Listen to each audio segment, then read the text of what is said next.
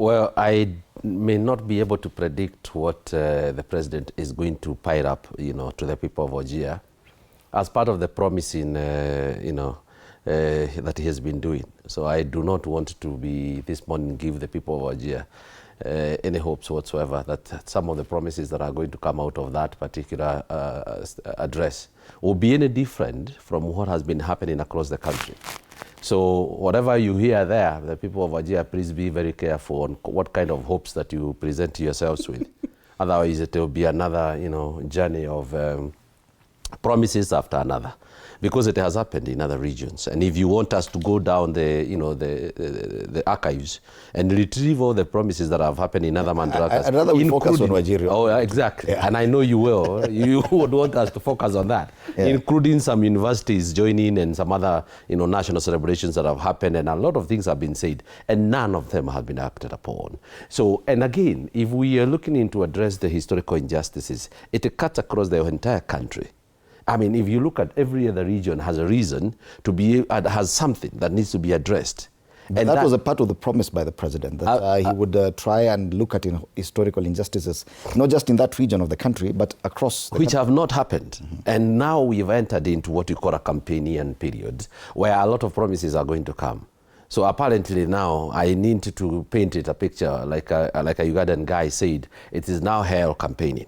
I mean, in here, when they are campaigning, we hear there's no banning of people. Mm-hmm. Anything can be said at whatever platform now to make, to build up the perception of now this is the direction we are taking. But the direction is none other than the ballot in 2027.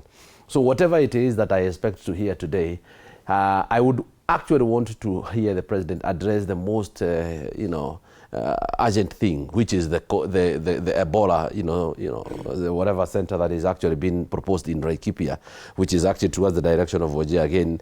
But that I don't think is something that is going to address, because already it's a bone of contention in the entire country. Mm-hmm. And everybody does not want to discuss that, whereas it's a huge brander, thinking that we can import sick people into our country, and those people are not Kenyans. So what I expect is that they may want to hear an apology or a promise of address, which I can assure them, whether it comes or not, it is not going to happen. It is not a priority of this government right now to go there and start scratching their heads on what happened in Wagara. Mm-hmm. It is the headache of this government right now to know whether they will vote for them or not. Mm-hmm. So and you don't see any pronouncement on Wagala being enough to... It will not be enough, mm-hmm. because it is not about mention. It has been mentioned even in reports. But there has been recommendation thereof on how to address those particular injustices in terms of even an apology and compensation thereof. Even those people who died the other day during demonstrations were supposed to be compensated. And it was put in a government, in a paper, in an agreement signed by two principals that time. And it brought forth something we called handshake. It has not happened. And it is not going to happen. Mm-hmm. Because for anything, Fred, to happen, there must be a goodwill.